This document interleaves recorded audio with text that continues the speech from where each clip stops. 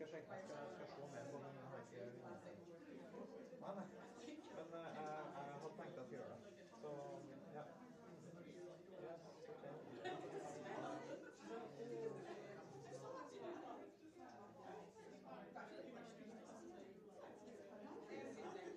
Yes,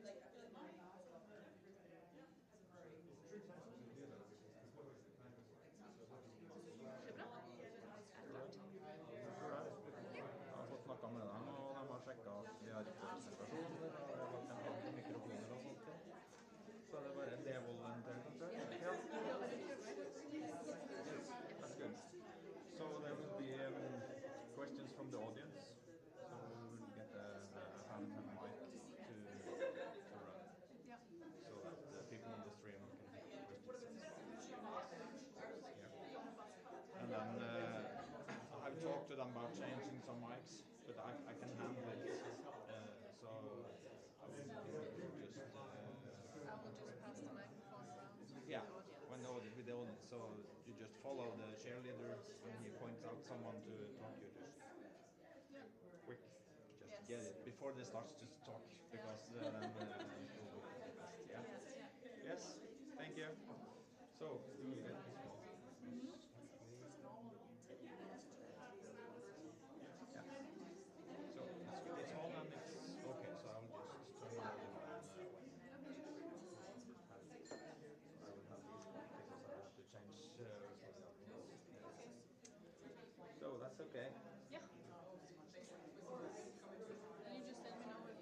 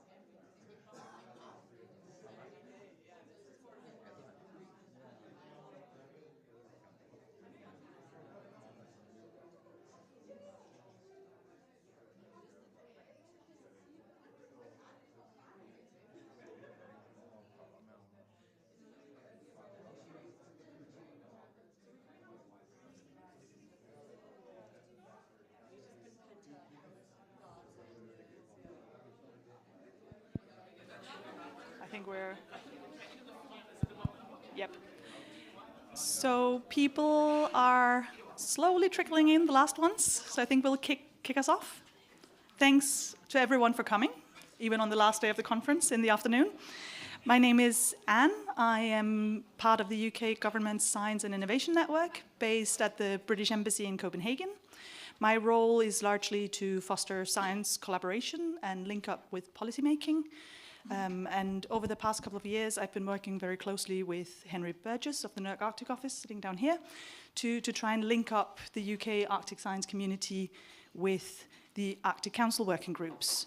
One of the ways that we've done that is through a dedicated funding scheme, where we were lucky enough to be able to tap into some of that flexible funding, smaller funding parts that we've been talking about in some of the other sessions. Last year at Arctic Frontiers, we had a session to talk about the sort of launch of that program, and we thought this year we would come back and report back on how it's been working. So in today's session, we will be hearing from 3 different researchers who have been funded through the program, and we will then have a panel with the Arctic Council Secretariat and AMAP, one of the working groups, and a researcher here from University of Tromsø. They will all be introduced properly along the way. But what we're really keen for is having a discussion about the mechanisms that we can use collectively to better link up science with policy, particularly around linking up with the Arctic Council working groups, but it can also be a broader discussion. And what are the barriers that we see both from the science side and from the policy side, and how can we come together to try and facilitate that? So without further ado, I'll invite our first speaker, Lauren McWhinney from Heriot-Watt University, on the stage. Thanks.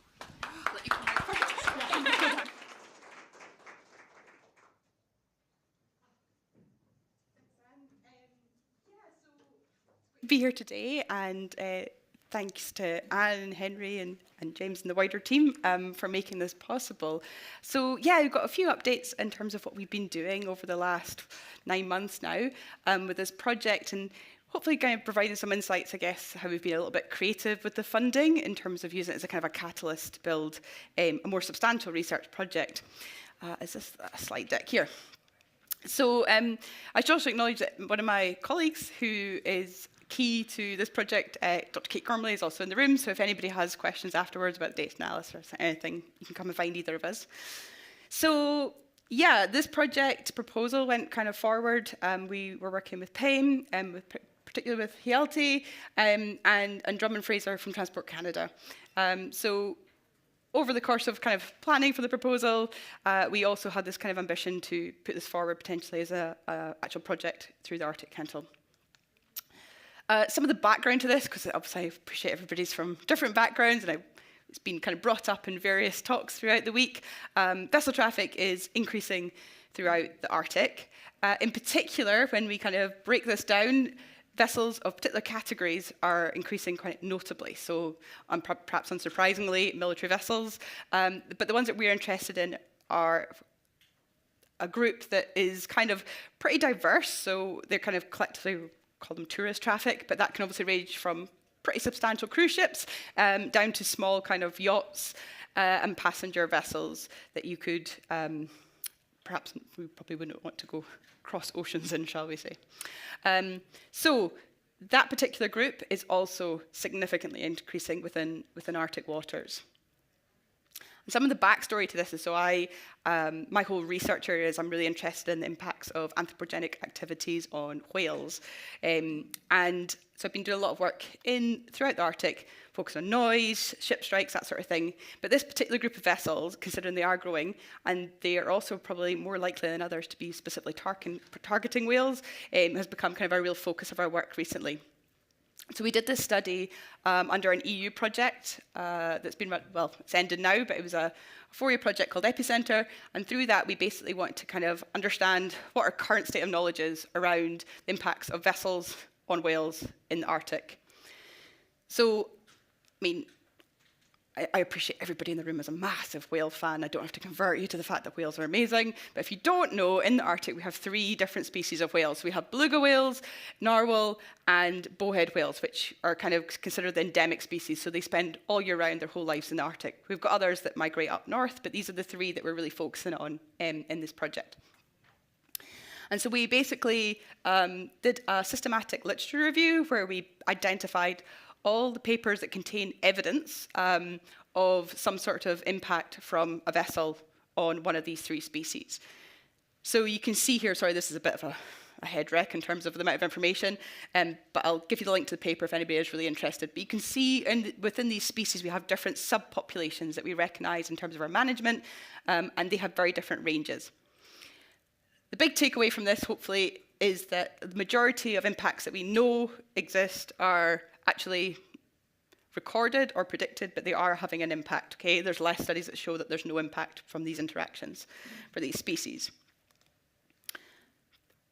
We're really interested in our research group in spatial data, and so when we mapped the location of where these points are, these studies actually took place, and we overlaid them with where the vessel traffic is. Hopefully you can kind of start to see that where we actually get a lot of vessel traffic is not actually necessarily where we're doing studies on how vessels are impact whales. So there isn't this spatial overlap that we might expect. And you can also see how patchy this effort has been in terms of understanding where these impacts are occurring. And if you further look then at the 2 types of vessel traffic that I was talking about that we're interested in, so these cruise traffic and the passenger vessels, you can see that there's actually been very little work done on how these specific types of boats can impact these animals. And interestingly, where we see a lot of vessel traffic, cruise traffic and passenger vessels is actually not where those studies have been taking place necessarily. So this kind of set us up with lots of different research questions. And as I said, if anybody wants to look at the paper, you can get the QR link there. And that was really the kind of the build up to, okay, let's put forward this project. So when the call came up and the opportunity came up, ears pricked, and poor Hjalti and Drummond got the phone call going, oh, guys, there's an opportunity here. So we basically put this project proposal together, as I said, with my colleague from Aberdeen University. And basically the aim is to understand what our current state of knowledge is around whale watching activity from these kinds of vessels throughout the entire Arctic. There has been obviously, particularly around Iceland and Norway, some kind of more focused effort in terms of understanding that kind of specific type of vessel and how it impacts whales, but not looking at a more pan-Arctic lens. So the aim of the project is to basically, as I said, understand what our state of knowledge is around the vessels and the activities itself.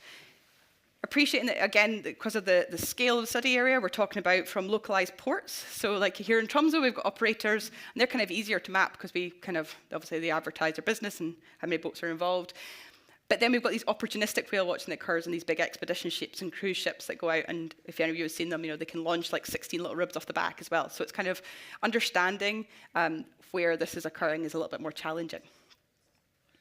So we're using the PAIM data and looking at kind of our understanding of where these ships are first occurring, and then also looking at building an inventory of these smaller boats in the ports and harbours that are within the Arctic region.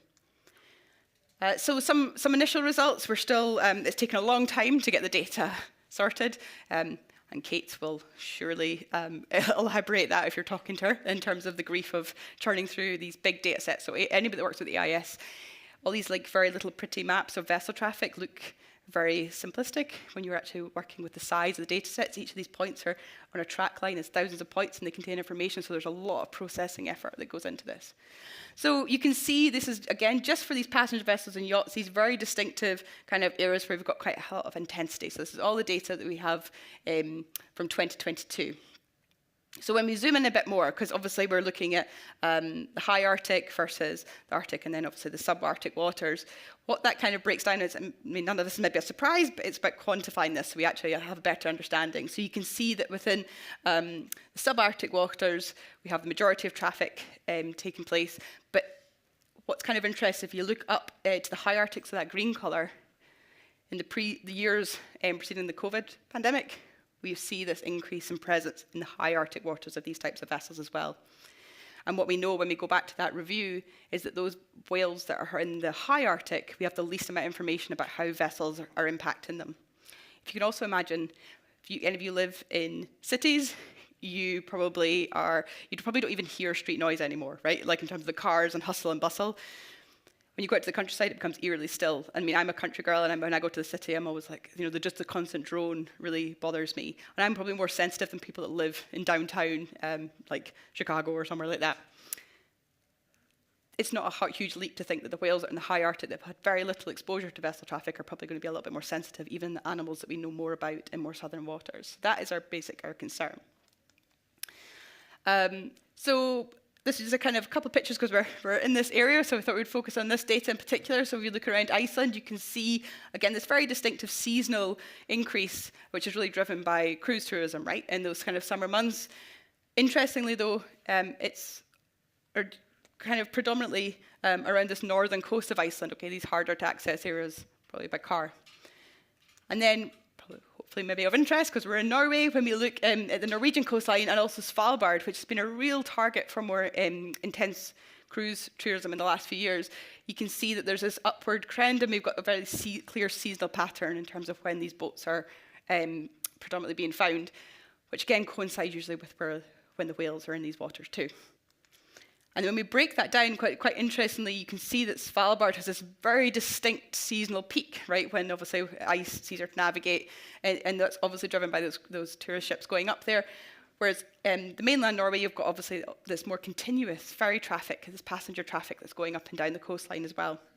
So when you look at different regions, we're seeing these very distinct patterns. And when we're thinking about linking this to management and policy, being able to understand when we have these periods where there's likely to be more impact, and where we should maybe be looking on in terms of thinking about guidance about how to reduce that impact, we can make it more targeted and hopefully have less impact on the industry overall.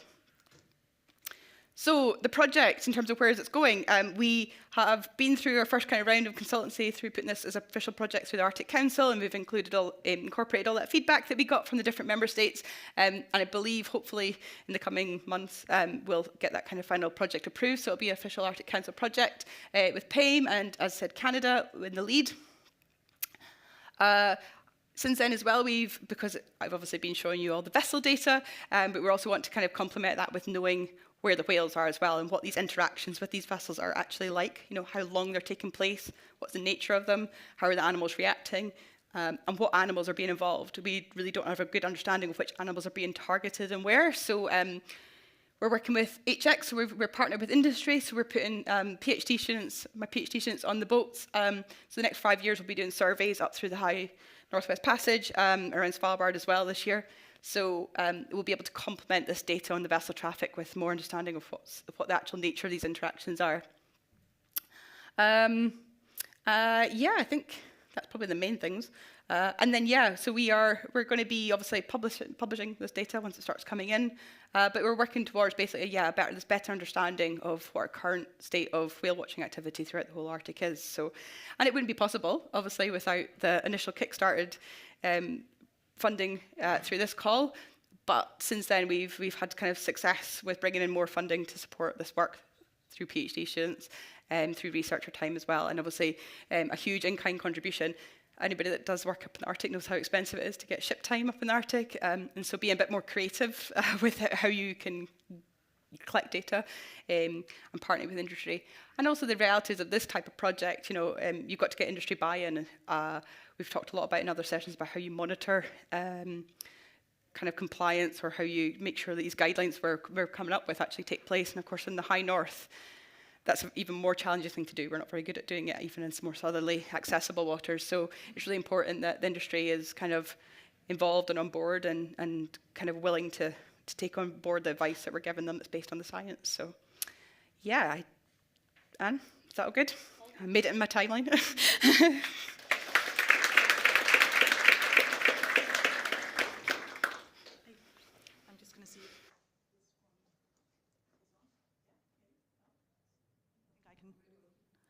I was going to say, if anyone has a quick question for Lauren, we can do a quick question now, and otherwise Lauren will be on the panel later. But if there's a burning question about the science itself, now is your chance. No, it will come at the panel. All good. So then I will invite Ewan Jones from Queen Mary University in London up on stage.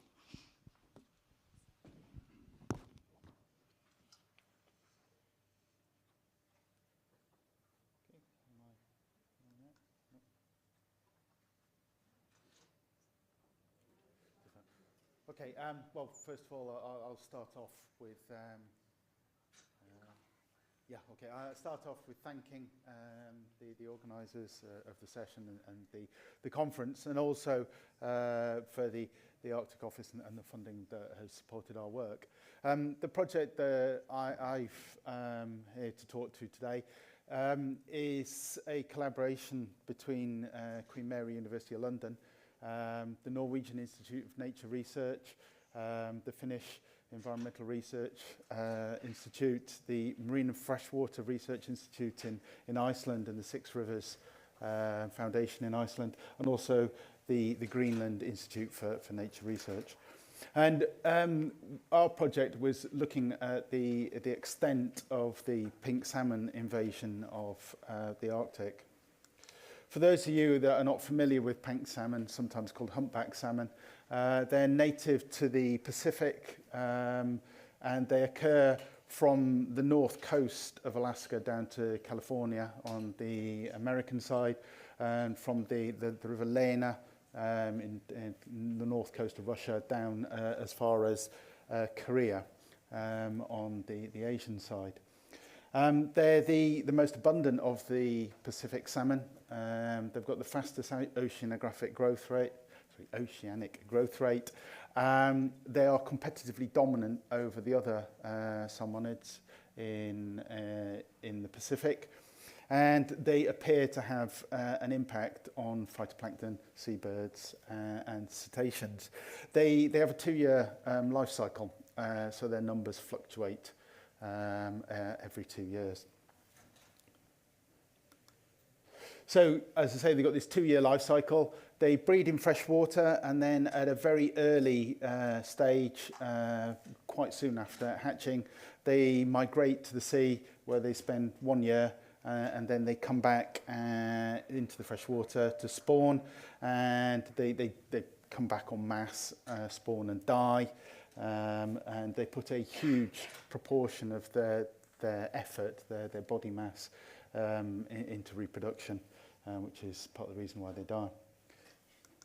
So the Russians in the last century, they started a program of trying to introduce pink salmon into the Kola Peninsula and the area around Murmansk and Archangel to set up a commercial fishery. The idea there was that the fish would complete their freshwater stage, go to sea, come back to rivers like salmon always do. They come back to their natal river, and then they catch them and put them in tins or whatever. They managed to eventually, after a lot of effort, get a self-sustaining population in this part of Russia. And there was some spread into Finnmark, Norway, northern Norway, but it was mainly constrained there up until 2017, when they suddenly spread everywhere, and it's all the pink areas are places that they were found. And the spread was, the increase was not just in distribution, but also in numbers. There were huge numbers. And if we look at in Norway, we can see the numbers that have increased from 2015, where they were constrained mostly to the northern part of the country, throughout Norway, and considerably more individuals in each place. And it seems to be getting on for almost a tenfold increase every breeding cycle. We have a similar spread through Iceland, with these fish coming to more rivers and in higher numbers with each breeding cycle. So we've been collecting material off these pink salmon, and using the tissues of the adults, we can look at the composition of stable isotopes. These are carbon and nitrogen isotopes that tell us something about the sources of food that these fish have been on. And what we have here is a map, and the colours show the isotopic map for carbon, which is based on the production of phytoplankton, which determines the ratio. And the hatched area is where the tissues predict that the pink salmon have been feeding at sea. And you can see that that's through the Barents Sea, the Norwegian Sea, the Denmark Straits around Greenland. These are all places where Atlantic salmon go to feed during their oceanic phase. So that's our native Atlantic salmon, and there's a big concern there. The other isotope that we've been looking at is the nitrogen isotope. Now this tells us the trophic level, what they're feeding on. And as you can see here with these box plots, there's a considerable overlap. So not only are these pink salmon in the same place as Atlantic salmon when they're at sea, they're also eating the same thing. And this is a real concern for a species that's already under a lot of pressure because of climate change and other impacts. So why were the Arctic Council in any way interested in this? The working group we've been working with is CAF, the Conservation of Arctic Flora and Fauna, and they kind of interested in the impact on the native species, both freshwater and marine, because these fish go between these two habitats. The impact on the peoples of the Arctic as well. So there's a lot of indigenous people that rely on salmon for their subsistence. But there's also a lot of other people that rely on incomes through tourism and angling tourism, which brings in a lot of money into areas where there's not many other potential ways to make money. So we're interested in predicting the potential range of this species, where it's likely to be occurring. We initially didn't think that they'd spread in the way that they have done. They shouldn't do. They're salmon. They're supposed to go back to the river where they were born, and they seem to have forgotten that either they can't read the maps over here or they've forgotten what they're supposed to do. But the important thing here is that the freshwater phase is the only real opportunity that we've got for management of this species. And in Norway, there's been quite a lot of effort to try and stop these fish entering the rivers and breeding. So we're feeding into three projects that CAF have that are looking at alien species, both in the marine and the terrestrial and freshwater environment, but also another one looking at the salmon peoples of the Arctic because of the way that salmon are important and it's affecting the people in this region. So what we're aiming to do is trying to understand the extent of successful recruitment of this non-native species in Iceland, Norway, Finland, Svalbard and Greenland. We know that they breed in some of those areas, and we were trying to confirm, again, with repeat cycles that they're still happening, but other areas we weren't so sure. The other component is looking at the extent of the freshwater feeding, whether there's a potential competition in the freshwater phase between the juvenile pink salmon and the juvenile Atlantic salmon and other species, but such as Arctic char, which are found further north. So what we did, what we've been doing, is using very large fine mesh nets to try and catch these individuals as they migrate. As I said, they migrate to sea at a very small size, and here's the catch of one of the nets. So they're about 3 centimetres or less when they go to sea, so they're quite hard to detect, hence the big nets. And what we've done is we've confirmed in Iceland, in the northeast of Iceland, we confirmed that they're breeding up there and repeatedly breeding in the southwest Iceland. So every river we've looked at there, we've found these pink salmon, and repeatedly as well, so with every breeding cycle. So they are becoming established in Iceland quite clearly. We're fishing also in Svalbard and Greenland. There, we didn't manage to catch any of the juveniles, unfortunately. We don't know if this is because of timing, and we're working on using what we did catch there, using other isotopic measures and chemical composition of the fish that we did catch there and comparing those to returning adults. And we're after getting some returning adults this year. The Atlantic population has a odd year breeding cycle, so they'll be back again in 2025.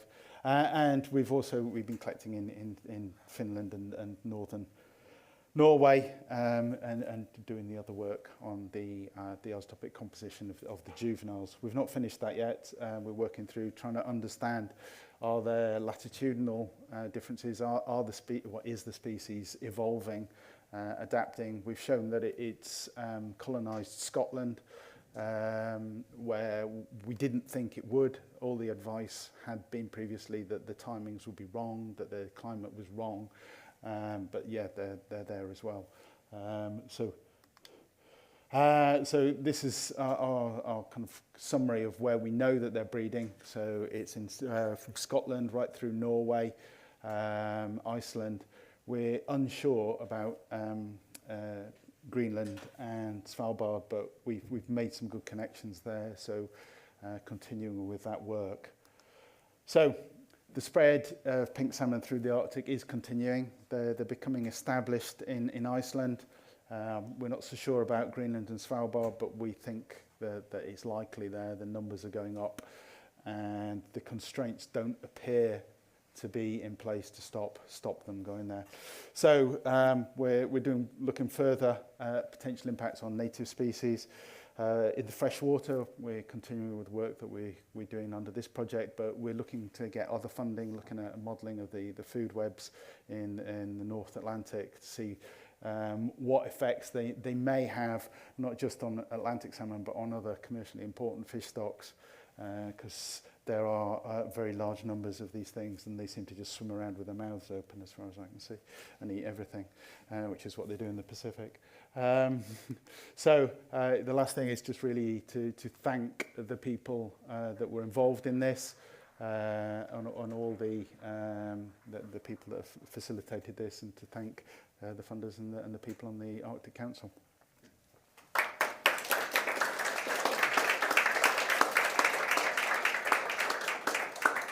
Thanks very much, Ewan. I will do the same and say if there's a quick question on the science side, now is a good time. Yeah, Kate. Thanks. Hi, Kate Gormley, University of Aberdeen. I was just wondering, what are the management options? Are you trying to eradicate them? So how? They are in Norway. They are trying desperately to eradicate them. In Scotland, we're just trying to figure out what's going on. Further north, Iceland, they're not good for angling. They're difficult to catch. They put off the native species. They're much smaller and they don't taste as good. And then they die. So there's an economic impact through Scotland, Norway, Iceland, with a lot of people that pay a lot of money to go fishing for Atlantic salmon. So there's not many options. Trap them on the way in is the only one we've got. The other big potential could be that we open up a commercial fisheries for them at sea as they're coming in, and I think that's going to be kind of the way forward, particularly further north with the indigenous and subsistence farming, subsistence living. That might be the thing that we do. We just open it up for people to take as many as they can. Thanks very much, Ewan. That brings us to our last speaker from the program. We have Helen Wheeler of Anglia Ruskin University. Please come to the stage.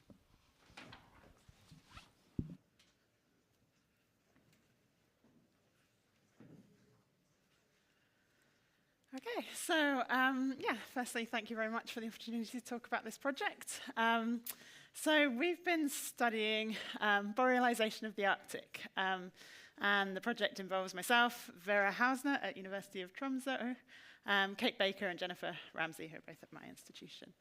And so I think to kind of contextualize this, this is at a global scale, but it's quite a instructive result. So this is looking at different warming scenarios and projecting the shifts in megabiomes. So we're talking really coarse gradations of what sort of environments we have. So this would be something like wet tundra, dry tundra, boreal, really coarse gradations, and how they're likely to change into the future. So if you look at the proportion of terrestrial area undergoing megabiome transition, we can see that, okay, under RCP 2.6, there's some fluctuations, but as we get to those higher scenarios, you can see in the relatively near future these pretty significant shifts. So large tracts of land are projected, according to climate models, to shift to literally a different megabiome. So that's pretty substantive changes. And one of those changes that people are particularly concerned about in the Arctic is the borealization of the Arctic. So to kind of define this briefly, this could be the increase of boreal species in the Arctic, changing the traits of species to be more boreal-like, and also things like, so that could be like timings of hibernation, things like that, movement patterns, and then changes in ecological processes as well, which is much broader.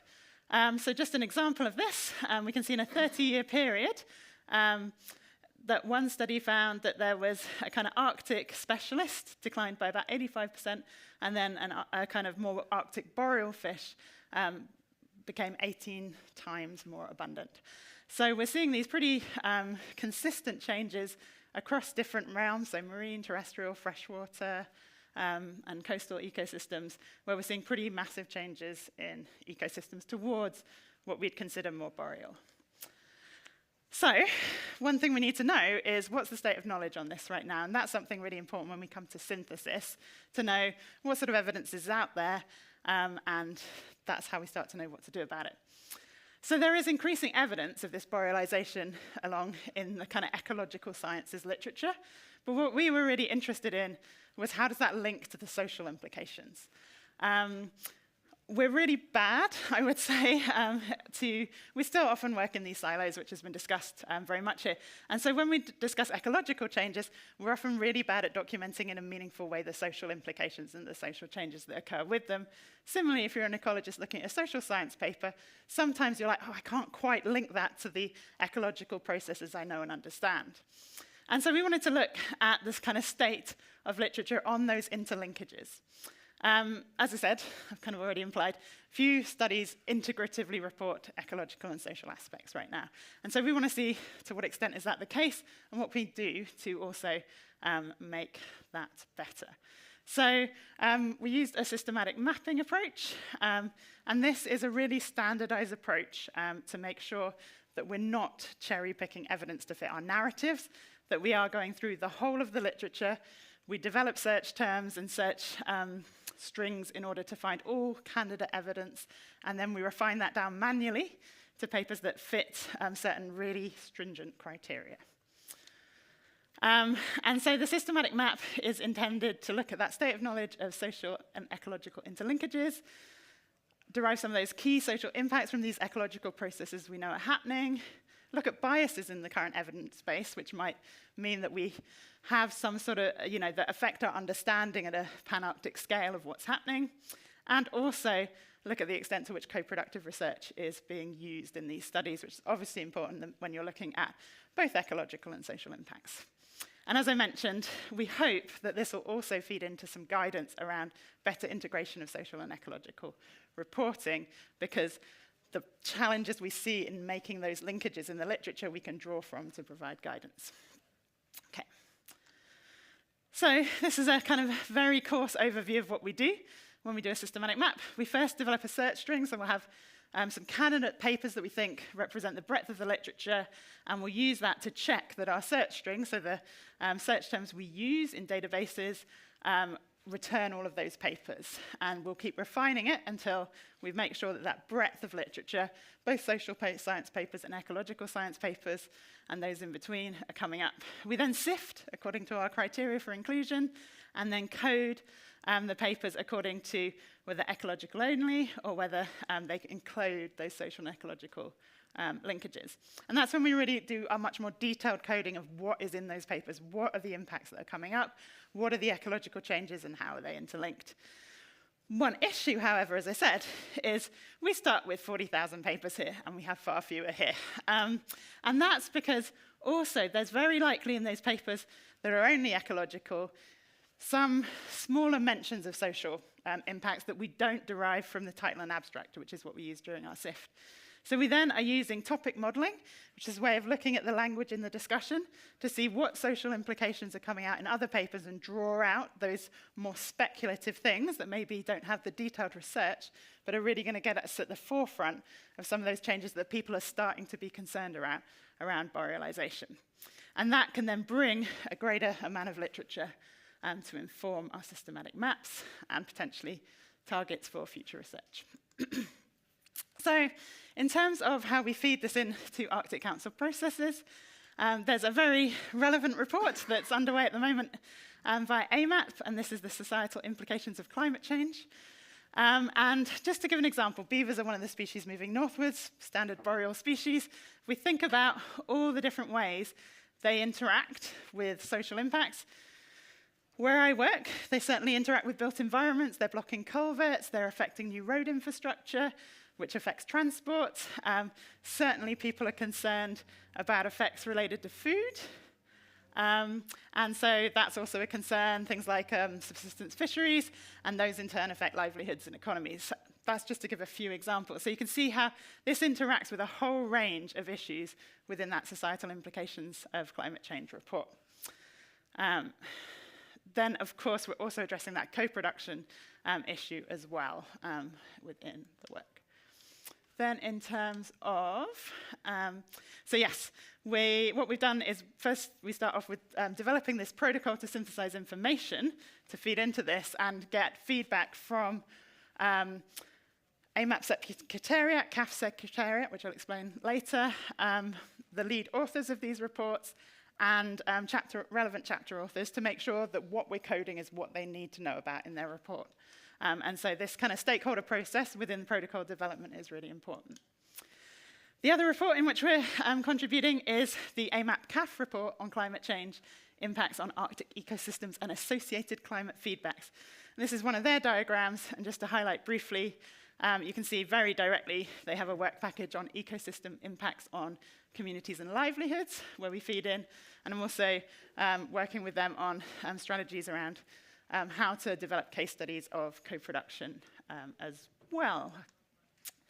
So in terms of the main interactions with the working groups, we've really been trying to make sure that we tailor our research to that assessment and research community needs, making sure that at the project proposal stage, we're getting feedback from the secretariats, making sure that also the author teams, we're getting feedback on our protocol and approach, and we're also reaching out to people at IASC and key scientific and social scientific experts as well. And then that ongoing collaboration with the lead authors of the reports is allowing us to really feed into those reports as well. And so I've also had the benefit to kind of participate in author meetings and plannings and things like that, which has been really instructive in seeing how we can make our research relevant to the reports. A couple of reflections on that. After initial connections, which were facilitated by this funding, the links and opportunities really did snowball. So I initially was planning to focus primarily on this borealization issue, but then these other opportunities around developing a scoping review, so also a very systematic process of multi-evidence-based, including indigenous knowledge projects on climate and adaptation came up, so got involved in that. And it's also kind of formulating ideas around and co-production and discussion about co-production to feed into those reports as well. I think synthesis projects are really suited to Arctic Council needs, so that was a really nice kind of marrying of goals, and I am very keen on the kind of systematic synthesis approach myself, so that's something that was really beneficial. Just finally to thank all the rest of the team, obviously our funders, and yeah, I'll stop there.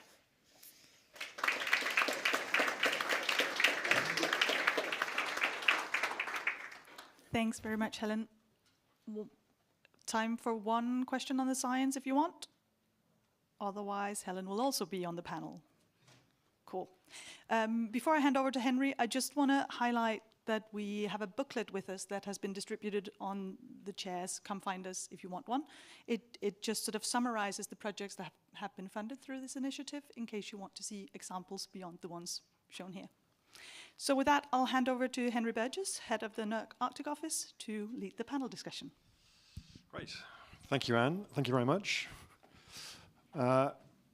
we've now got a doubly exciting session to come for the last part here, because we've got really great panelists who I'll invite to the stage in a second, and also because if you were here in the previous panel, I also fell off the stage. So I'm going to try and not do that, but if it does happen, then you will have had the excitement that they had earlier on as well.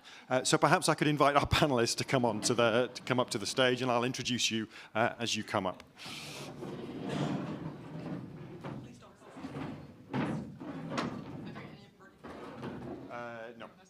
That's fine. You really are trying to make me fall off the stage. That's great. So thank you very much to our speakers in the first part of the session. I think you saw a real sense of the breadth of the work that's been funded, and we really are grateful to the UK government for funding this work directly. It's not come from the Research Council. It's not come from UK Research Innovation. It's come directly from government, and I think that's a reflection of the fact that it's not straightforward to fund some of this science that feeds into the Arctic Council working groups. And so there was a recognition that it needed to be done in a specific way. So I'm very grateful to the UK government for that. So perhaps we might kind of widen the discussion out a little bit now with our three panelists. So we've got three fantastic speakers, and I'll make some reflections, 2-3 minutes each, and then we'll open it up for questions, and we'll use the rest of the time that way and involve you as much as we can. So we've got, first speaker is Regan Aylmer, who is advisor in the Arctic Council Secretariat. And then we have Rolf Rodvan, who is the Executive Secretary of the Arctic Monitoring and Assessment Programme, better known as AMAP. And then Margosata Śmieszek-Rice, who's a research fellow at the university in Tromsø, the Arctic University of Norway. So Regan, perhaps you would start and offer us some reflections, sort of an overview, given your role within the Arctic Council Secretariat, of the role of observers within the work of the Arctic Council working groups. Thank you. Sure, thank you.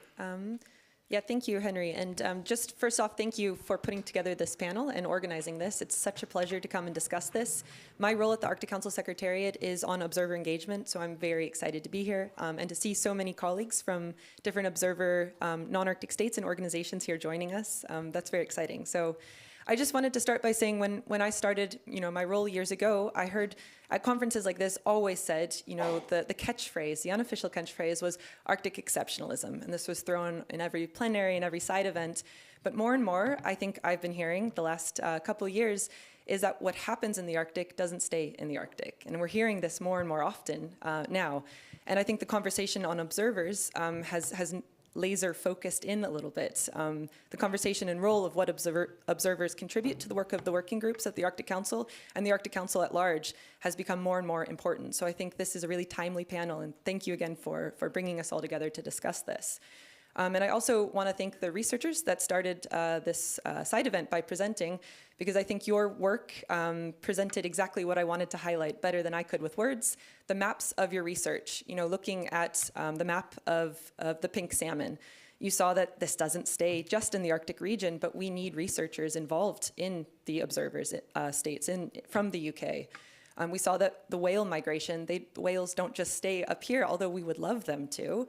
They're very cute and fun to watch, but they do leave us. And it's important that we have connections with the scientific community outside the Arctic so we know what's going on there and we can research holistically the full life cycle of these marine animals. And those are just two examples, but our working groups, they have so many more examples of why it is vital to have observers participating in this work.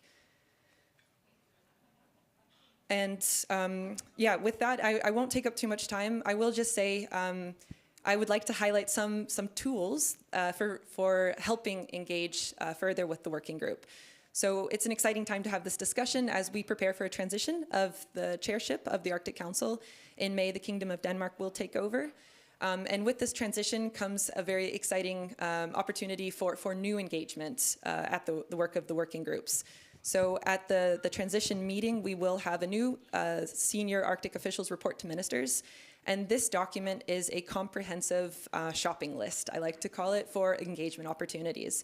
Included in it is every working group's approved work plan and a list of projects that they have identified that they'll work on for the next 2 years.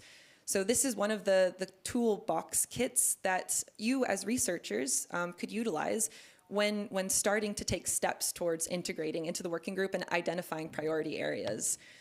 This fits in with the priorities of the new chairship, which guide all of this. So it's kind of concrete tools like this that I'm excited to talk more about to help engage scientists and researchers that are interested in joining the working groups but might not know where to find the resources. And I'll hand it over to Rolf to talk more concretely from one of our working groups on how this has happened in AMAP.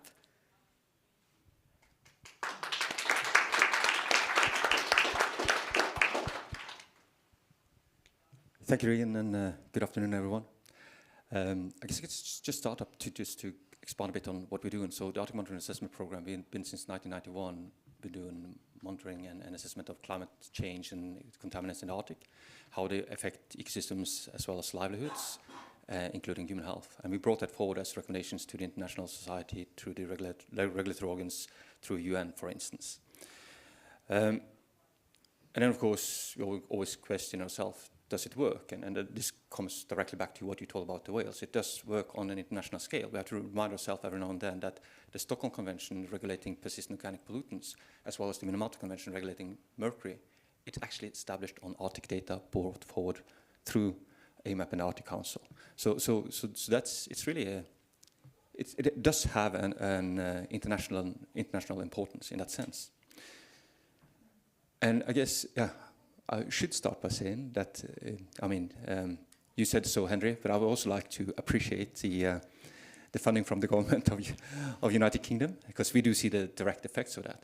And what we'd like to elaborate a bit more on, what's the synergies, what is in it for us and for the experts. So first and foremost, that's quite obvious, it's a competence.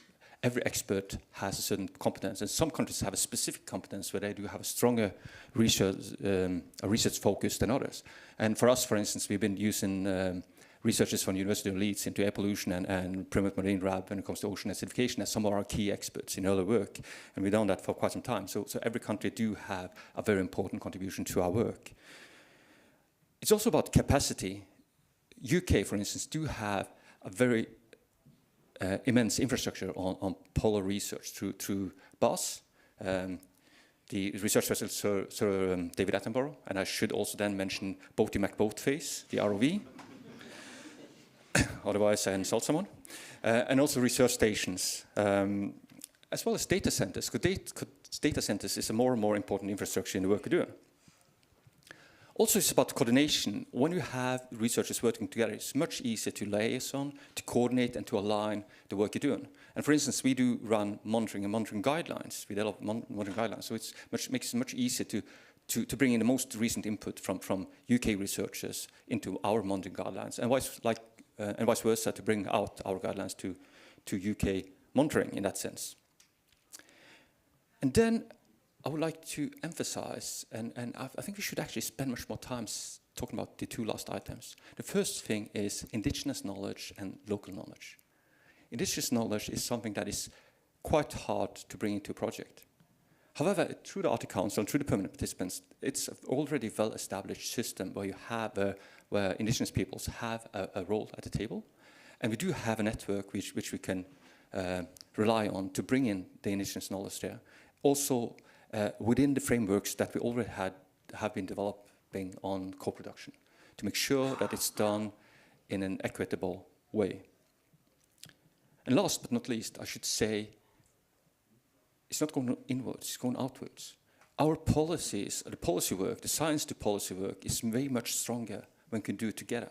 When it's more than just the 8 Arctic states bringing forward evidence, when we have UK researchers bringing forward evidence together with us and can bring them forward to their policymakers, saying that this is the Arctic states plus all the observers saying this, and this would lead naturally to these kind of recommendations. And that is something we really should emphasize. And I just want to end with a little story on this from one of our experts, Crispin Halsall from UK. Crispin, and this is some time ago, he did his PhD on organic chlorides, and that's one of the persistent organic pollutants. And he was a PhD student. He really wanted to make a difference, but he didn't know how.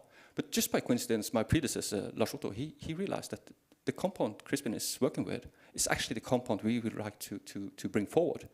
So we contacted Crispin. They finished the paper, they brought it forward to what we call the POPROC process in Stockholm Convention. And 1 year later, that was on the list on those chemicals or compounds, or those compounds being regulated through the Stockholm Convention. So that is how quickly it actually can go from science to policy when you have the right mechanism to do so. Thank you.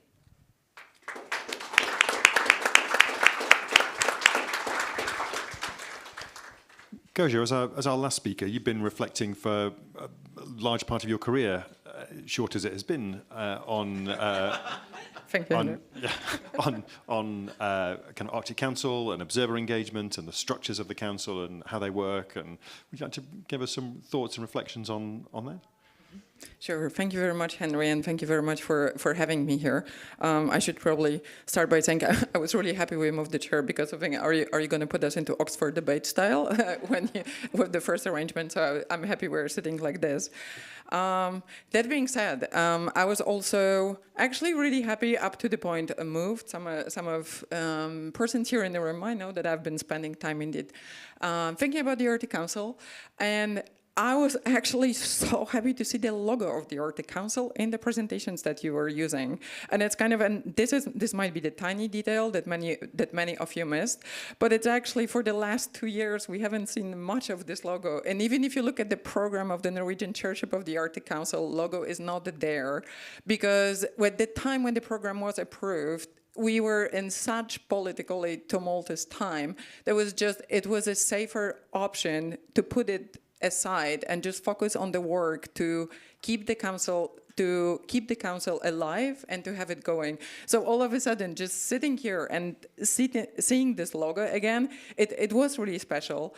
And I was thinking it was also such a terrific way that once again, we start talking more about the work of the working groups of the Arctic Council. And once again, maybe you haven't noticed it to the same extent, but this is not the discussion we've been having for the last 2 years, or for actually now what, 4 years almost. And for very right reasons, our attention has been elsewhere, and yet it's kind of with this conference, thanks to tireless work of Norwegian Chairship of the Arctic Council with partners, we have now working groups that have been able to resume their work, and we start seeing the results. So it's kind of also having this conversation, speaking once again about the working groups. So many have heard this phrase, real engines of the Arctic Council, and the chair of the senior Arctic officials, Morten Høgland, will be the first one to use this particular phrase to speak about the working groups. So that was absolutely terrific here. And the second point was that I personally couldn't be happier than to have this discussion in conjunction with discussion about observers, because one of the questions that have been thrown forever about the observers is like, what do actually observers do around the council, and why the states have interest in the Arctic and so on? And I think really with the 3 absolutely terrific presentations that we've seen, I really hope that we can put discussion about the contributions of the observers to the Arctic Council to silence, to say like, this is absolutely what they are bringing to the table. It's at the time like, and all this very recent research showing that how observers can contribute to our understanding of the Council, to monitoring, tracking extremely rapid changes happening in the region. I can just thank you all for putting this and recognize this contribution from the government to make this happen, because it was absolutely, as said, I really hope this discussion is now put to silence. 2 overarching reflections that I could perhaps offer before we go into debate is, I think that what it really shows with UK, and I think this is absolutely, it's exemplary, the model illustration that all observers should look into and follow if possible with the funding that you've been able to put in place. But I think it also speaks to something else. It speaks about the value of long-term systematic engagement with the Arctic Council that the UK has had for a very long time.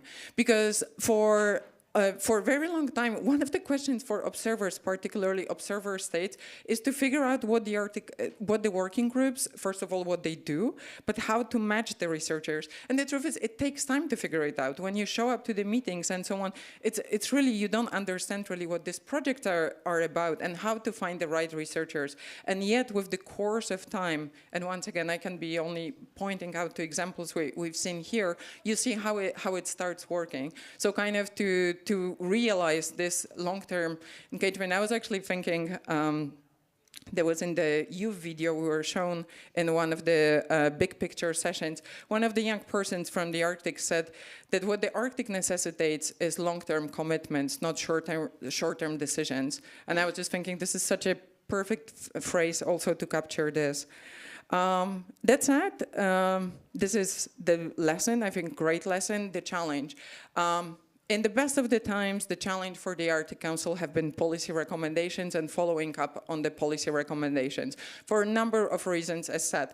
Even in the best of the times, this has been sort of our, I'm saying as Arctic community, maybe a weaker point to watch. So I think as we start moving forward, kind of start reflecting again and collectively how perhaps policy recommendations can be formulated and how we can engage in putting those into practice, I think that's another huge step before us.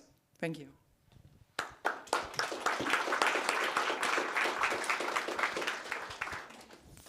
Thank you very much indeed, Gosia. Thank you. Thank you to all our panelists. We're going to open it up to the floor now, but before we do that, we'll invite the three people who presented earlier on to come onto the stage. We might go that way a little bit also, just so someone can be here. Yeah, if you just move the chairs closer to No.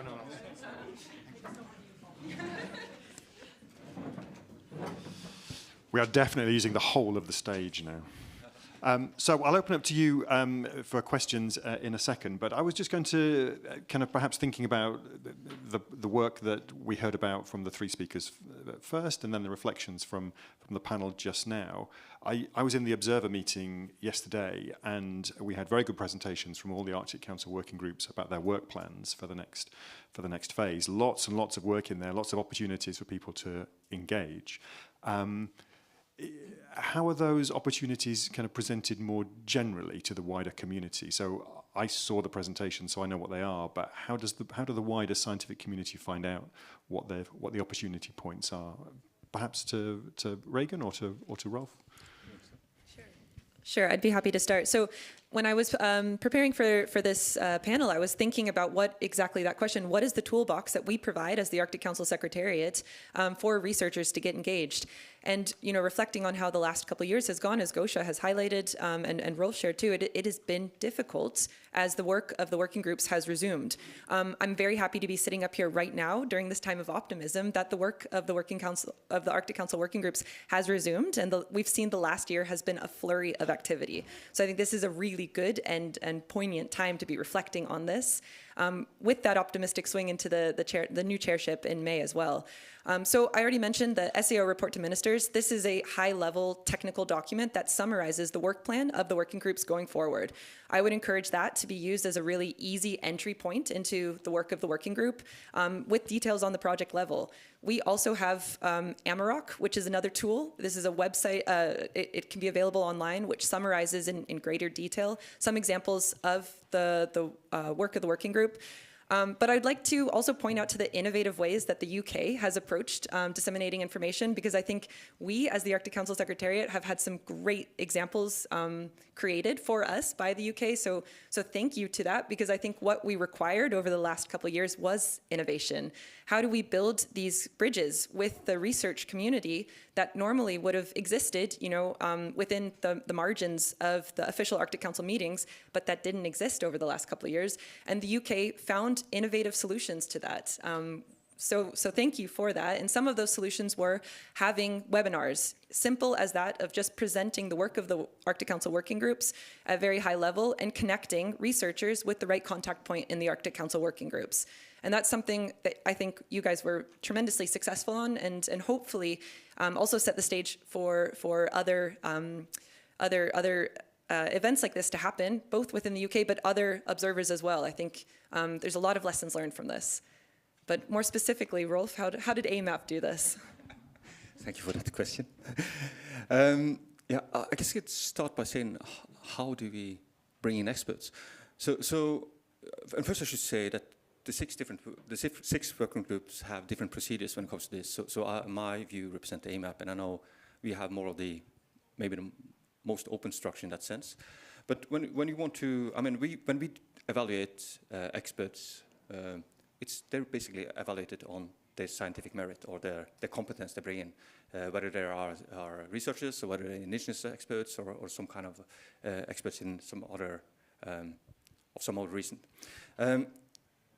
And I shouldn't tell you, Regan, but we don't really care whether you're an observer on Arctic state or anything, you know. Now, we regard experts as experts. So whether they are from an Arctic state, a non-Arctic state, an observer, a survey organization, or anyone out from the outside, they are experts to us. And they feed into the report in the same kind of level. So they are just evaluated based upon their evidence. And for us, that's very important because it's all about scientific integrity. And that's also the reason why we have more than 850 experts contributing to our work. So we try to we try to recruit either through the states and observers or through the experts. So any of our experts can recruit in more experts, or any of you sitting in the audience, I should be careful saying this because then my mailbox will be overflowing again, can suggest. And we will take them up for considerations. And that will be done by the leads of the expert group themselves. You can contribute as an expert to an assessment, but you can also contribute as a reviewer. We do all our assessment reports have a peer review.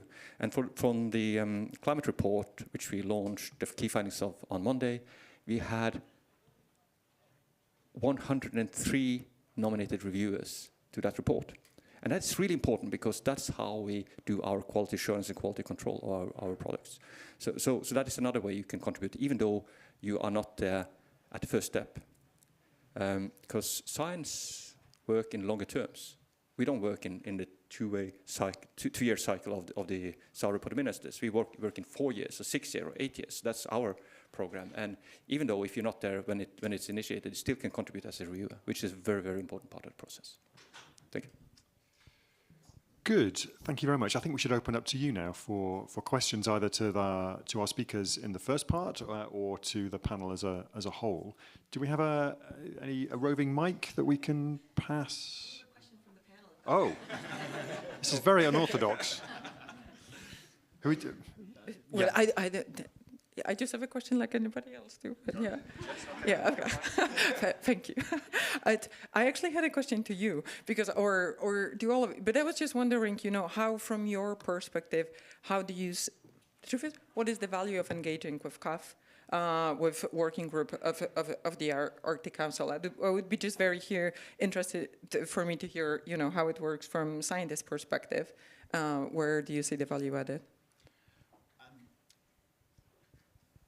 I think the engagement, and thanks for the opportunity to engage, and also the impetus to engage that came with the funding.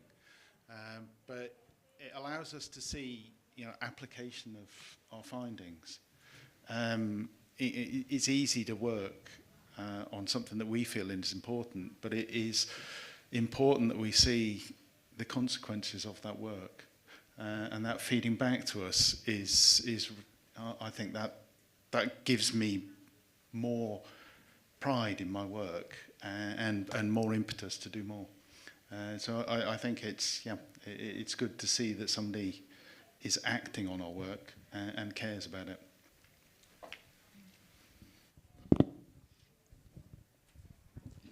Yeah, I would obviously second that in terms of your the personal sense of, well, what is the point of doing research if it doesn't lead somewhere? I think, so that, on a personal level, absolutely. Also in terms of even a professional level within academia now, within funding bodies, we have to, when we apply for funding, outline our engagement and our impact, and being able to show very, in very concrete way how our work has impacted, rather than just fluffily saying, oh, well, I gave a talk and we did, which is all great. But it's often really difficult, I think, for for scientists to translate that into policy that is, for such a wide range of areas as the Arctic. So yeah, I would say there's also merit in terms of it's actually recognised within academia more broadly as well, and it supports our further funding as well when you can show that it's actually somebody's listening to this. So I don't know, Helen, do you want?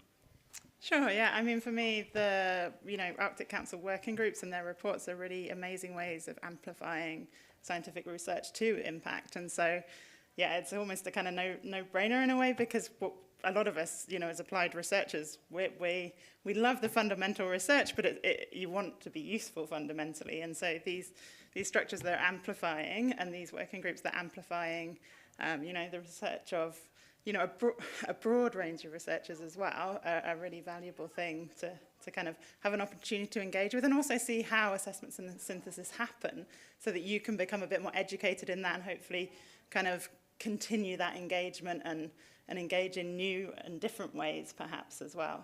So, yeah, valuable on a lot of levels, I think.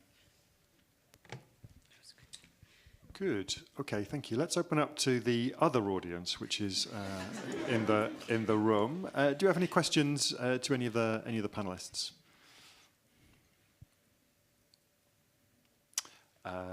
Kirsty, yes, thank you. Good to see you. Thank you. This has been really interesting. I have asked this before, and I will ask this again, because I'm interested in seeing and thinking that, have you assessed or evaluated the influence of the report into the national policies? Because there's a lot of recommendations in all your reports, and how do you see that in national level? Are they taken up? Thank you for the question. And for the rest of the audience, we're going to spend the next 2 hours on this. Now, well, we have, but more importantly, it has been reviewed by others from outside. So there's some really excellent papers by Marike Platou, Erik Steindal, and others on, particularly on for us, and now I'm talking on AMAP, on the Stockholm Environmental Convention, which really went into detail how did that actually come through, the whole process. And I would like to add to what you mentioned here on the science to policy. People think of science to policy process as a one-way thing, and in the worst, or I wouldn't say worst, but people often misunderstand or confuse science to policy processes with outreach. When you do outreach and think it's a science to policy process, it's a bit like putting a message in a bottle, throw it into the sea, and hope it will end up at the right place and being read by the right reader, I would say.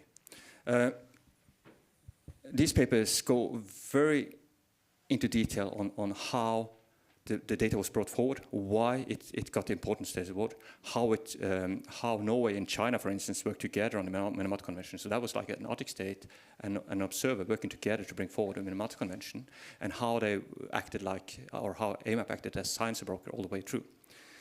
That being said, and there's been some really excellent papers by researchers at the Fridtjof Nansen Institute and others. That being said, we do see that our impacts on contaminants have been stronger than on climate change. Whether that is due to the science brought forward, or whether it's due to other conditions. I mean, we've known about the effects of CO2 on climate for 170 years almost. Eunice Foote published a paper in 1856 describing this, but she didn't have that impact either. So we haven't had that kind of impact there, but we're feeding in. We're an observer to IPCC, and for those that were in our session on Monday, probably heard Jan Fuglseth telling about how important that is to bring the Arctic data into the IPCC reports, and how valuable the climate update was in that exact case. If I can maybe add to this a shorter comment, I really appreciate your question. I think what I could add, one thing is also to think about science to policy and the impact of the report, that not only, this is very important, but not only in terms of moving phrases verbatim from the reports to the regulations, because I think that's kind of, sometimes I think we are all so eager to see this recommendation put into practice and be followed, and I completely understand, and I would be the first one to follow on that. That being said, I think the role of this assessment, and for instance here I'm thinking about the Arctic Biodiversity Assessment from 2013, where today it's like we are thinking about the biodiversity, but it's kind of, it's hard to imagine that 10 years ago this was really the first baseline for our knowledge about about biodiversity in the circumpolar Arctic, that it's sort of, to what extent it has been followed exactly into regulations and so on is maybe yet to be seen and assessed. And yet I think so many of us would agree that it's also a question of changing the conversation and shaping the agenda. And I think we do, again, the record is probably mixed on different issues, and yet I would point out to this part that it's also so important role that this assessment and work can have. Okay, thank you very much. And then another question here. Thank you. Yeah. Hi, thank you for the panel. My name is Laurie Trottier. I'm a master's student at McGill University. We have heard repeating calls from the permanent participants to be more involved in the research that goes on in the working group. So I was just wondering, you evoked the co-production of knowledge here and there, but I would like to know like more concretely how Arctic indigenous peoples are involved in research.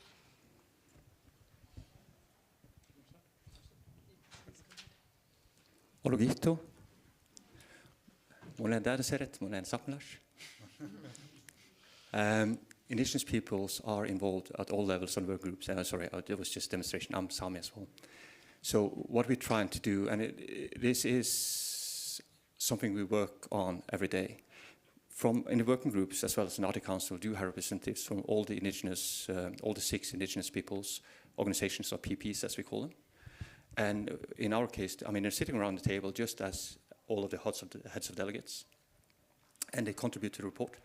We are very fortunate to be in that situation, I would say, because the information they bring in is very valuable, both when it comes to resolution. It's something different when you can kind of, you can describe the impacts of rain on that kind of, on snow, on that kind of pasture, or that kind of inclination compared to what's over there. Compared to like a large meteorological model. So it gives us a completely different access to data through their knowledge. We do run a project now called CITE, Climate Impacts on Terrestrial Environments, which is led by Reindeerherders and Sami Council. But we have Vera Hausner and her colleagues also contributing that, and then bring together this into a report. It's a very neat story map I can point you to afterwards if you'd like to see. That being said, this is a very complex question, and we're trying to bring this forward. We are developing guidelines on how to do that, and the other working groups doing so as well, to bring this down from very, general political level to the operational level where we are working on. Because this is a question about like, how do you do peer review on indigenous knowledge? What is the scale of generalization of knowledge? And so on. And it's not only for indigenous knowledge, but it's for all kind of knowledge. So the same kind of processes we've had in science for many decades, we are now trying to adopt and align and further develop by combining science and traditional indigenous knowledge as well as traditional local knowledge. And maybe just to highlight, it's a great question and one that I hope keeps getting asked because it's not a new question. We've dealt with this for decades, and Rolf's working group is one of the great examples of this. This question first came up and was dealt with, I think, really well by AMAP decades ago with their ASIA report, the Arctic Climate Impacts Report, assessment report, and that question was dealt with in a novel way then. And I think as we continue to evolve on how we're going to deal with that and continue to integrate traditional and local knowledge into the work of the working groups, it's worth reflecting on how that was done years ago and how we've improved and how we can continue to improve. And I'll just highlight one of the challenges that we often face within in delivering on this is capacity from the permanent participants. They are organizations in their own right, although they represent the Indigenous peoples in the work of the working group, and they have many other hats to wear. So making sure that they have time to dedicate to the ongoing projects at the same level of states, which have much more resources and people, it's a challenge. And so noting that challenge and making sure that the working groups plan accordingly and the Arctic Council in its structures plan accordingly to deal with these capacity issues is one small way of making sure that we include local and traditional knowledge at every level of the Arctic Council. I think I just want to add in addition to us, covertly trying to take over the Arctic Council, as I do, where the really strong impact we see is when it comes to policy making. There's such a strong message having a permanent participant talking about what does actually climate change do on their livelihood, and not just presented in decimal degrees of temperature rise or millimeters of sea level rise. So that's also a very important contribution. Thanks, Rolf. I think Lauren.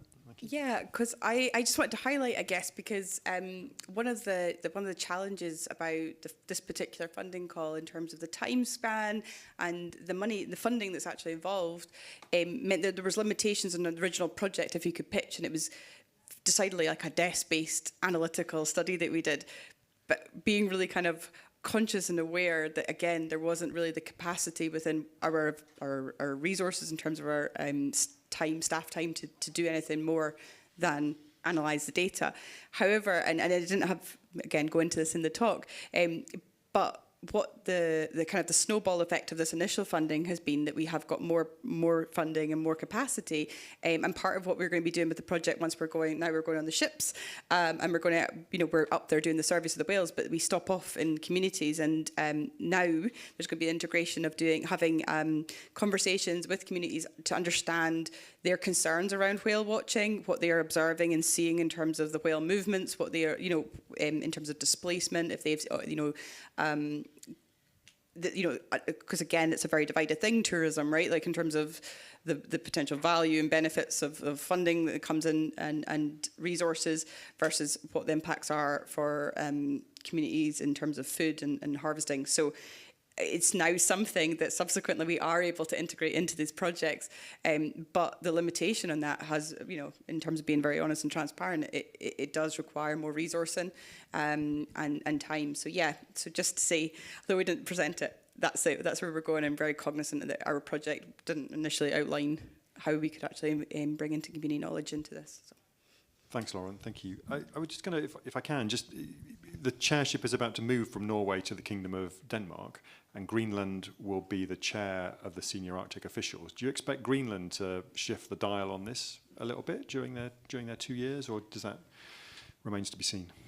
As the Arctic Council Secretariat, we're not in the business of commenting on that too much, but I'll just summarize what we've heard on stage, because I think they've done a great job of saying it themselves. So I think that conversation is happening, and I think it's taken a while. It's taken a little bit longer than I think some of us anticipated, getting the ducks in a row for this upcoming chairship, but that they have the conversation ongoing, and it is exciting to see. It is moving, I think, in the direction that we were all hopeful it would. So I think I'll end on an optimistic note that it's moving in the right direction, even if it isn't officially announced or anything yet. Hopefully it will be soon, and we'll know more then. Very diplomatic. We have some more questions in the audience. Can we go to those? Is it quick? And then? No. Okay, we won't forget. Yes, and then here, second, please. Yeah, thank you. Thank you. Jon Fuglestad from the Research Council of Norway. So it's my time, Gosia, to ask some questions. I don't know how many you asked me the last few weeks, but no, I want to bring up what's about the assessment products in maybe especially AMAP, but also the other working groups. And from my time in AMAP, the assessment products and the reports had a number of knowledge gaps and identified. And now we have a process on the ICARP, and Gosia, you're on one of the research priority teams, co-chairs. Could you say something a little bit? Because now from the Research Council, I feel that we still have So, see, we can improve the communication between the Arctic Council and its working group and the national funders. So how do you bring the knowledge gaps from your assessment report into international processes like ICARP or directly to the national funders of science? Thank you.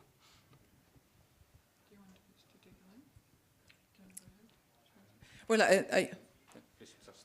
all right. Thank you. I can just begin. Thank you, Jon, for the question. That's fair. I asked many recently. That being said, for those of you in the room who are a little less familiar, ICARP process, the International Conference on Arctic Research Planning, that is now ongoing, and Henry is actually the co-chair of the International Steering Committee of this one. AMAP is definitely on the International Steering Committee of the entire process. So I'm not sure, you might know better. I don't know exactly whether other working groups of the Arctic Council have participants in that committee. But I think in this particular process, there's been definitely, the recognition of scientific contributions and incredibly important role of the working groups of the Arctic Council has been acknowledged from the beginning. So I think putting them already in the steering committee, which was there before research priority team started, was in part the effort to try to bring this gap so that people with the best knowledge of the gaps that they see identified, that they can feed into the setup of the process.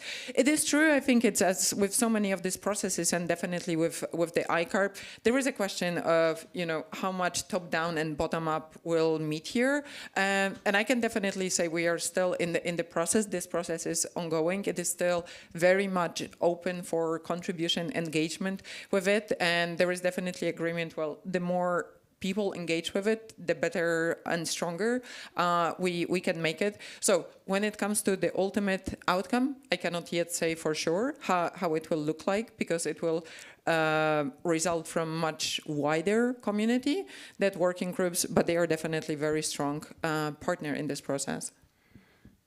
Good, thank you. There's two more questions in the audience, so I'd like to go to those if possible, if that's okay. At the front here, do we have a mic? Thank you. At the front, and then, Jerome at the back. Thank you for the insights. At the engagement level, what do you feel which is missing, like be it observer or from the earlier career researchers or from indigenous, which Arctic Council or the working groups are expecting in future, in immediate future or in long term, which is missing at the engagement level? So, are there particular working groups that are where there's more to do by observers or others? Sure, I can just quickly say that the nature of the work of some of our working groups is better suited or more demanding of observers. But maybe just to first say this, that it should be a two-way street, obviously. I think so often the conversation centers on what can the Arctic Council get out of its observers, but that's not where the conversation ends. It should also be what can observers get out of the working groups of the Arctic Council, because at the end of the day, this is science that needs to go in both ways. So with that said, some of the working groups focus more in areas where observers would be more active. We've had some great examples of how that's true. And so, CAF, for example, is a great example of how the work of the Ambi flyways could not happen without observers. That just has to be as part of the project. So maybe these examples where observers are integrated into the very basis of what the project is would be some of the ways that I would point to. To add in that, or first I just want to, Jon, to give a shout out to you and Linda, who's sitting beside you just before this, because the funding scheme was actually, the idea was from Linda and Jon from a meeting in the embassy many years ago, so thank you for that. Back to your question, I think we have to remember now that the Arctic Council and the working groups have had a strategic pause for quite a long time. It takes some time to resume the work, and I would say the first step we are doing right now is to bring in the observers, start re-engaging them, and in our case, we now have asked for what we call observer reports, so they report on their main activities, and that is just as Scotia said, it's a dialogue. It's not only about us, trying to. Regan. We have red hair. Sorry, Regan.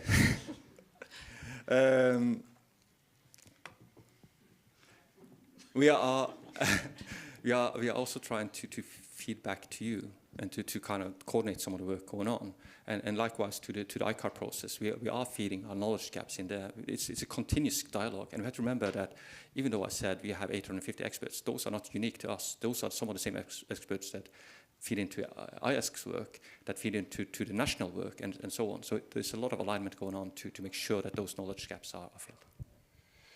Good, thank you very much. And then a question at the back.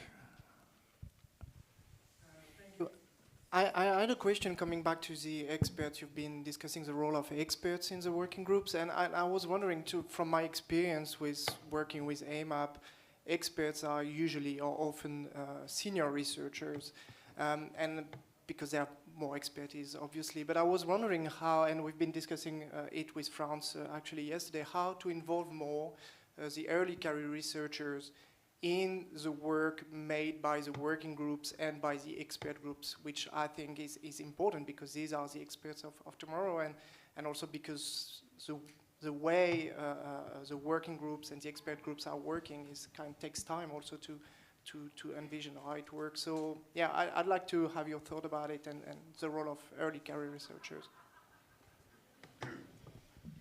Who would like to take that? Just really quick, this is a great opportunity to plug the Arctic Council's first youth conference, which was just put on. This hopefully will be continued under the Kingdom of Denmark's chairship, but this was exactly, to your question, what we're trying to highlight. There are a plethora of opportunities for youth to get involved. Our working groups presented, held side events, and events like this are really a great way to get youth familiar with the structures of the working groups and the Arctic Council at large and plugged in there. But I would also be curious to hear how the other researchers got involved, if I could ask the same question. Yeah, I'll speaking more specifically to early careers, I guess being cognizant of the fact that relationship building is key to even understanding what opportunities are out there, okay? And in our particular project, for example, again, we didn't have capacity to take on people and under this particular funding call, but I included my PhD students in the process. And one of the things that this funding call did provide was funding to travel to events like this, the Arctic Circle Assembly. So they may not have had key roles in, or done a lot of the heavy lifting, but I was able to bring them to events, make introductions, and in terms of them starting to form their own connections and understanding how their work, even in their PhD projects, can potentially connect beyond what they were currently doing. So that's the kind of inroad that I've personally seen and followed in terms of making, helping to start foster their relationships and recognise, even though they're working on non-Arctic projects, how their work can potentially align with others going on. I don't know if you would add. Yeah, so I think 10 years ago I was an ECR, and that was my first engagement with Arctic Council working groups. I did research where I was interviewing HODs and permanent participants about the future of monitoring. And that, certainly, I can speak to how valuable that was in understanding those structures that are quite hard to understand when you haven't been there and spoken to people and really had those chances for conversation. So that mobility, I think, is really important. That access to mobility, to actually be places in person, is really important to these sort of things.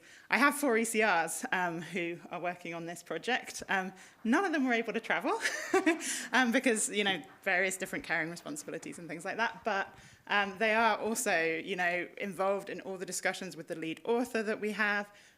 They are, very much getting an understanding of these structures as well themselves. So I think really valuable from personal experience. Definitely, I learned a huge amount from having that access to people with a wealth of knowledge, particularly the PPs were incredibly gracious with their time. And it started a career, actually, for me, where co-production was really at the centre of the vast majority of my research projects. So, yeah, I think it can have a massive influence on ECRs. Great. Thank you very much indeed. We are almost out of time. Is it a very quick question? Go for it. Back in the day, Sorry, back in the day, Apex had relationships with AMAP and with CAF where we had young researchers on the working groups. Do you do that anymore? You still do. So there's a way in. Great. Okay, well, thank you very much indeed. Thank you for the people who presented, our researchers, first thing in the panel. Thank you to the panel for your contributions. Really, really appreciated. Thank you to you, the audience, for your questions and being here. Thank you to the UK government for their support. And particularly thank you to Anne Lagerson, who you heard from first. She has been a driving force behind all this work. And also Linda Dahlberg, who was a big part of this. Linda used to work for the UK government, but she's moved on. We've lost her, unfortunately, but I hope she'll come back at some point. So thank you all very much indeed. Enjoy the rest of the conference. Thank you.